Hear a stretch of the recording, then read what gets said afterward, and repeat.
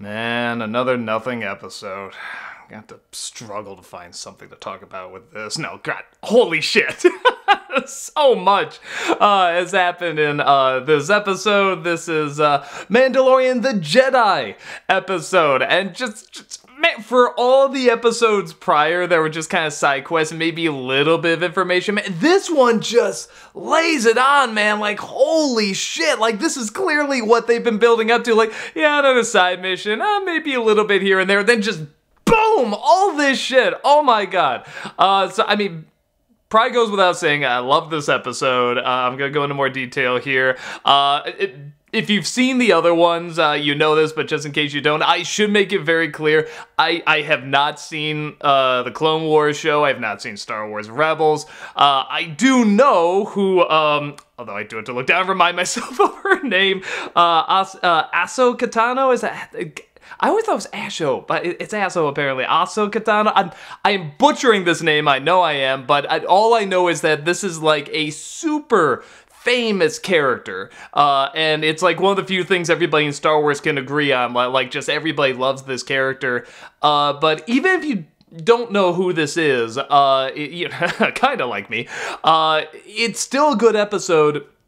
And there's good reveals, and there's still surprises. I like that you can watch it without having to see Clone Wars or Rebels or some other Star Wars media, man. Holy shit. We'll get to that in a second here. So, okay, I'm watching this, and my first thought, honestly, I was shocked they didn't have more of a reveal for her, because she's going around in this cloak, you know, slicing up people with the lightsabers there.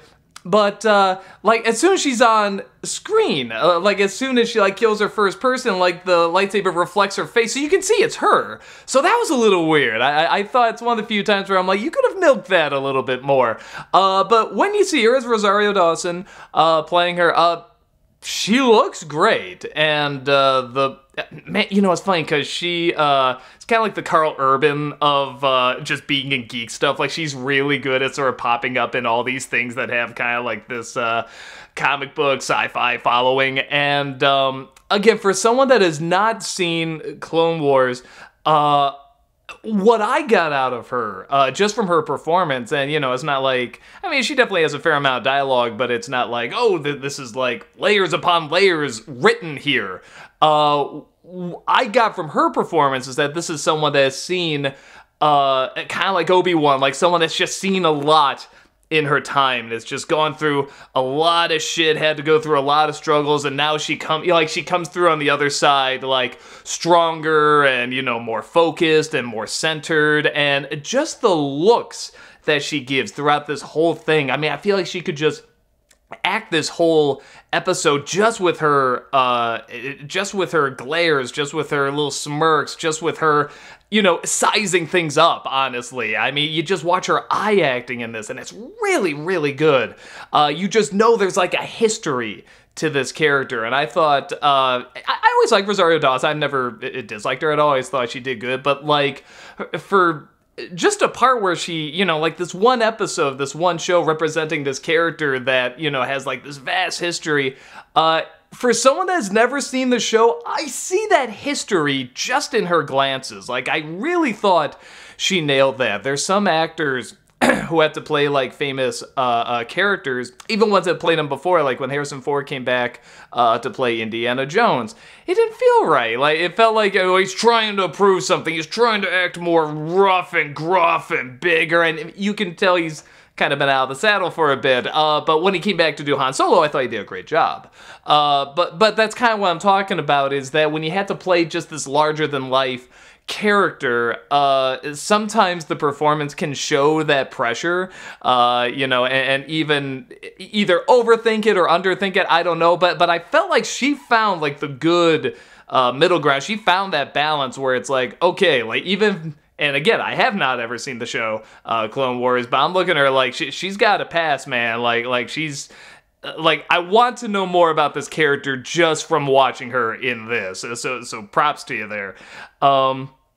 I like the way she kind of appears and vanishes in the smoke. I like how the lightsabers kind of light her up, and then, you know, when she turns them off, she'll kind of vanish in the mist. I really like that. What's the name of the villain in this? Morgan Elsbeth, which, again, could be from the show. They're talking like she was from the show, but I have not seen it. The actress who played her was a little hit and miss with the acting. I thought whenever she had to raise her voice and talk really big and grand, I thought that wasn't working. It felt a little odd. But whenever she had to talk really quiet, whenever she's in that little garden there, and she's talking to the Mandalorian or Gadano there, I thought she did that pretty good. You know, she seemed really intimidating. Again, you sort of got the idea like, okay, this person's, you know, been doing some shit, has built up to this, has this long history, but it was kind of hit and miss. But at the same time, when she popped up, I was doing a little research, and you know, saw she mainly did stunts. She's a stunt woman, so I'm saying to myself, all right, so it's gonna be a fight in this, and there definitely is, but it's a different kind of fight. We'll get to that in a second here. Corvus, I think is the name of this planet, if I'm reading that right. I like the look of it. It's simple but effective. It has kind of a medieval feel to it. It's something I almost feel like I would see in Castlevania, you know, with like the people in sort of those half cages, you know, strung up and stuff like that. But you have kind of a castle there, and but you can go outside into the forest that, you know, it looks like a lot of it's been burned down or whatever, but there's still a forest there. So again, it's a little familiar, but it still feels pretty alien. Good to see an old Bian. Michael Bian's here, man. Like, how cool is that? I actually really wanted more of him. When he's in here, he's great. But he goes out a little too quickly, in my opinion. I would have loved to see him in other episodes. Again, everybody plays this episode like they just have this long, complicated backstory. And I really like that. You know, but they don't have to explain it. Not everybody talks about it like a Jupiter Ascending or something like that. Like, they legit just act like they have this long history, and I really enjoy that. Let's see, what else here? I like the ways they show how they treat the people. You know, they're not treating them well. You know, there's all these little hints. I mean, there's one where the Mandalorian walks in and he's like, please don't talk to them. You know, don't talk to me. Like keep your distance and stuff. Like you just know there's a bad way these people are treated. People are treated. And, you know, the one thing I wonder, it's kind of designed like, you know, a castle, kind of like those old, Battle Fort, maybe, you know, where you could see like the drawbridge going down, crossing over, you know, water there. But in a sci-fi world, why don't they just fly over and bomb them? No, you know what? There's people living there, though. That's the thing. There's like civilians and stuff. So okay, that. You thought of everything there, I guess.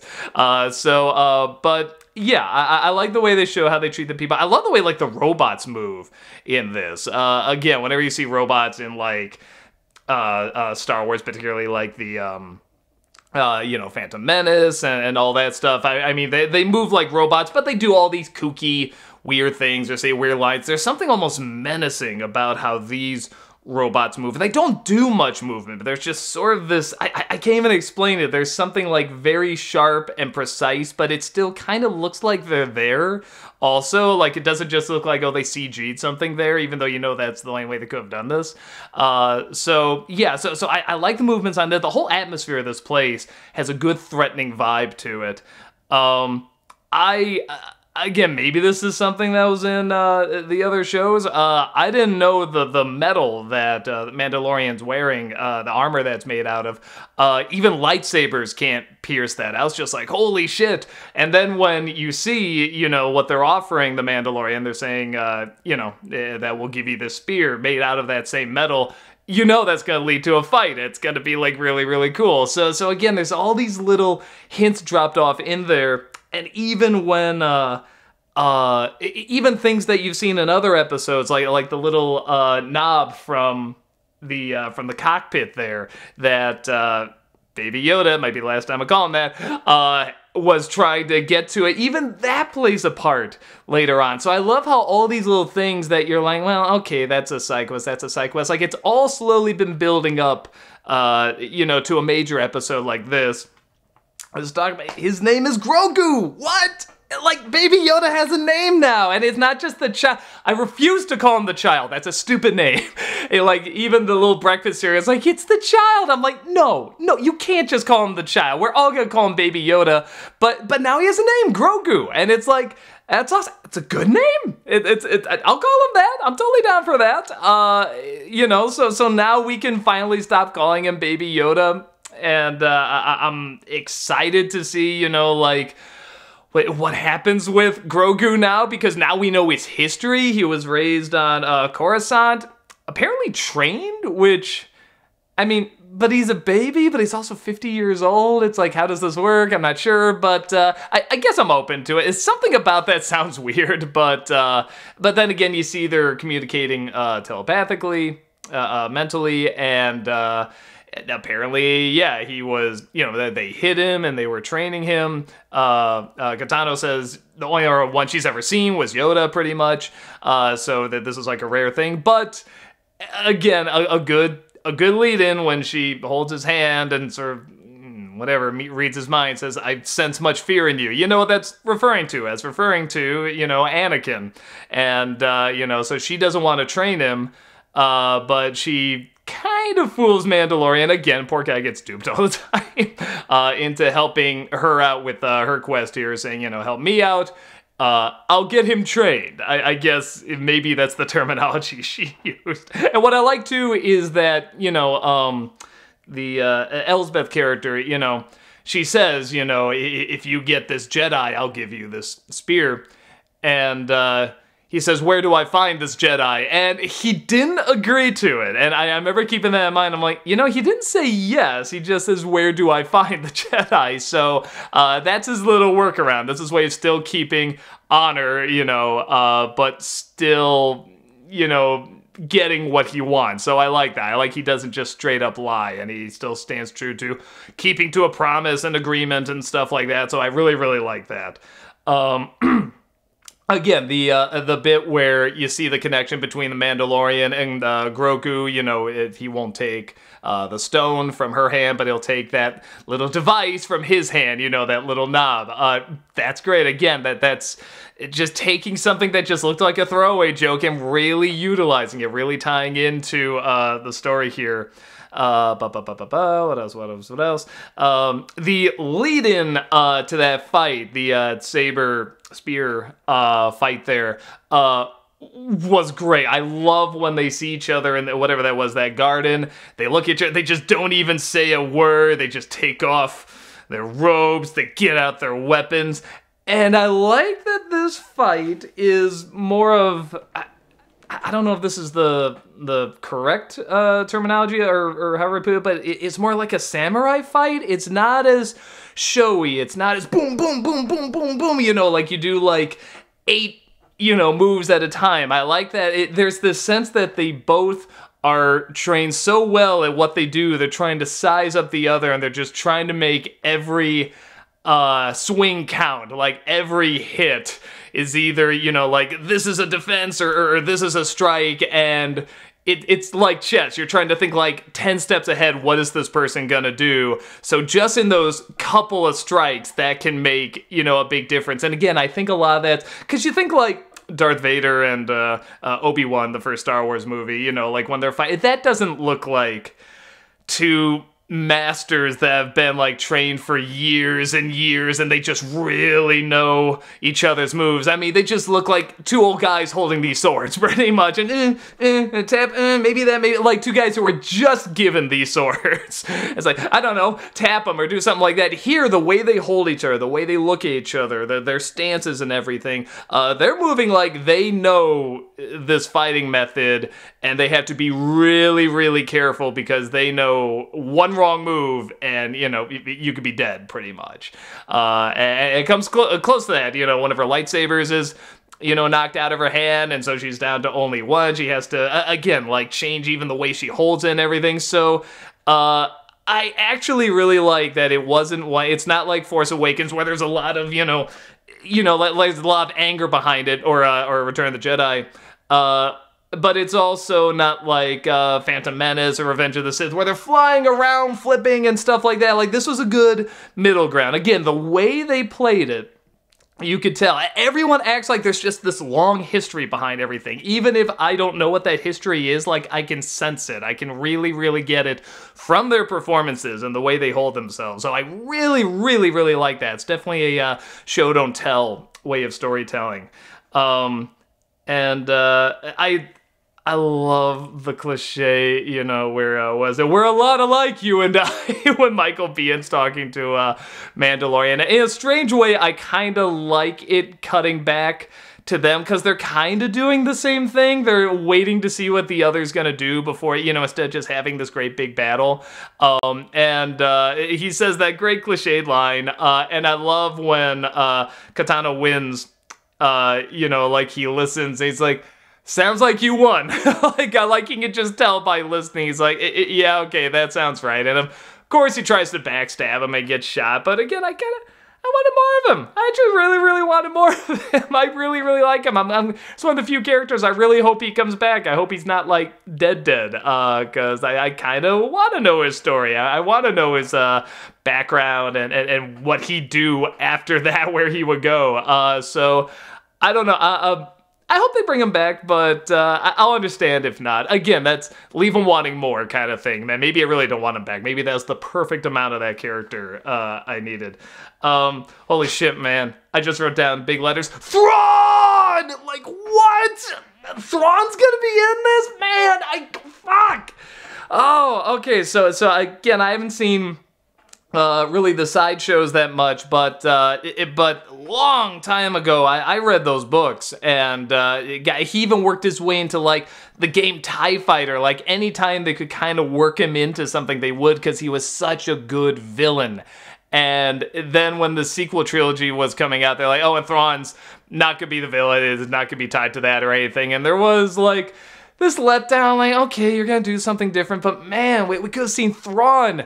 And now we find out you could have put him in the sequel series, like, you were gonna use him. What the fuck, man? So, I don't know, Adam Driver is pretty damn good, but I will have taken Thrawn over Snoke and the Emperor, like, any day. And I love the actor who plays the Emperor, but it's like, come on, Thrawn, you could have Thrawn. So, alright, so now he's, I mean, is this the first time he's mentioned in, like, you know, on film, pretty much? You know, with the, you know, I know this is a TV show, but I mean, you know what I mean? Like, sort of in this canon universe now, because I tried looking up afterwards. I typed in Clone Wars and Thrawn, at least just an image search, and I didn't see anything. I saw a character named Thorn, but I didn't see a Thrawn anywhere. So, man, if they're gonna work him in, it's funny, because I was thinking, well, but you can't do the story in the books, can you? Because, you know, that was kind of like their sequel trilogy, you know, where you see what Luke Skywalker and Han Solo, what they all go off to do, and the villain in that was Admiral Thrawn. But now it's like, oh, what are they gonna do with him? But I'm realizing you got this little baby Yoda, this Grogu, you know, in this, and you're gonna go up against, like, one of the great baddies in Star Wars that, you know, has never been filmed. Like they've never filmed Thrawn for anything. So I'm mad excited. I'm so excited to see what they're gonna do with him, because I just remember him being so cool, like, such a great villain. And it's funny, because I was saying, like, oh, keep it separate, but I mean, finding out that all this already was, you know, tied in, there's a lot of crossover and everything, it's like, all right, I guess go nuts. I mean, at least with Admiral Thrawn, man. I mean, I don't know, that's just, like, we're gonna see what Thrawn looks like on film. I'm just so excited for that. Because I've always wanted to see him, like, in a movie or a show or something. You know, even seeing him in TIE Fighter when I was younger, like, the game, that was just the coolest thing, just to see, like, oh my god, like, you see him talking with Vader and doing scenes with him, like, it's just so awesome. So, yeah, I'm that excited. I'm so excited to see what they do with that. And then, finally it ends with her going, haha, not gonna train him, but there's apparently this Jedi temple that he can take Grogu to, and something like puts him at the very top, and if he reaches out towards the forest, a Jedi might find him and train him. Like, he can choose his own path, whatever. But there's not many Jedi left, so we'll see where that goes. But yeah, I think I like that she does come through. I like that she, oh, sorry, garbage truck is going by. I like that she does still say, look, I'll still give kind of the opportunity for him to be trained, but in terms of me training him, I don't want to do that, you know, because I'm very clearly just the whole backstory with her and Anakin. I know enough about the show. I know that they were friends, and you see what happens and stuff like that. So clearly she would not want to do that with this creature that has a lot of fear and stubbornness and stuff. So we'll see where that goes. Yeah, obviously, I really like this episode, even though I haven't seen a lot of material that it's referencing. But again, I feel in a strange way, I almost like that more because I can just feel it off the actors. I can sense, like I said, the long history from them. And I like that usually I don't like huge exposition dump episodes, but I mean, they mix it with good action and, you know, still good storytelling, and they haven't revealed everything. You know, again, they're still dropping these little hints here and there of what could be coming, and, you know, but they're, you know, they're following through. They're giving you some payoffs so that you want to see more. It's not like we're just going to jerk you around the whole season or anything. They're giving you enough where it's like, man, I want to know what's going to happen next. So, yeah, loved this episode. Thought it was great. What were your thoughts? Well, first of all, is there anything I'm missing? Because like I said, I mean, I feel bad that I have not seen Clone Wars. I'm going to try to get to it maybe next year for Disney December. I hear Rebels, I'm supposed to see that as well, so I'll do my best. But are there any other elements that's like, oh, hey, here's a big Easter egg, or here's a big thing that ties into a lot of other stuff? And what did you think? Did you like it? Does this work? Is this a tie-in that you're really enjoying? Does it make sense? Does it match the past story, the canon? It doesn't make sense to have Admiral Thrawn in this, to bring him into this universe. Again, maybe they did bring him up before. I don't know. This is my first time hearing that he's gonna be, like I said, he's gonna be on film, that he's gonna be shot. Which gets me super excited. I just cannot wait to see this character. So that's about it, and I'll see you next time. Take care.